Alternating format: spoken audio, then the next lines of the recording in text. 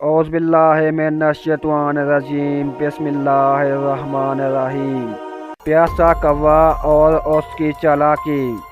وہ گرمیوں کے دن تھے، سورج کی شدید گرمی سے زمین جھلس رہی تھی، دریا سوکھ چکے تھے، تالابوں میں پانی کم ہو گیا تھا اور ہر کوئی پانی کی تلاش میں ادھر ادھر بھٹک رہا تھا۔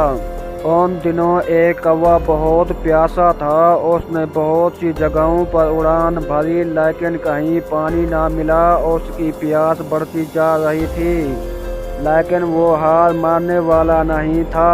گھڑے میں پانی اڑتے ہوئے اس نے ایک باغ میں ایک گھڑا دیکھا۔ کوا فوراً گھڑے کے پاس گیا اور اندر جھانکا۔ وہ پانی دیکھ سکتا تھا لیکن وہ بہت کم تھا، اس کی چونچ وہاں تک نہ پہنچ سکی۔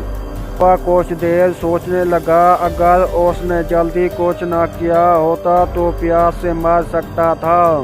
اچانک وہ ایک منصوبہ بنا کر آیا۔ اس نے ادھر ادھر دیکھا اور پاس پڑے چھوٹے چھوٹے کنکر اٹھانے لگا۔ ایک ایک کر کے اس نے گھڑے میں کنکریاں ڈالنا شروع کر دی۔ رفتہ رفتہ کنکریاں گھڑے میں گرتی رہیں، پانی بڑھنے لگا۔ تھوڑی ہی دیر میں پانی اتنا بلند ہوا کہ کوا آسانی سے اپنی چونچ اس میں ڈال کر پی سکتا تھا۔ پیاس بجھ گئی، سبق سیکھا۔ کوے نے اپنے دل کے مطابق پانی پیا اور خوشی سے اڑ گیا۔ اس نے سیکھا کہ بڑے سے بڑے مسائل کو بھی صبر اور ہوشیاری سے حل کیا جا سکتا ہے۔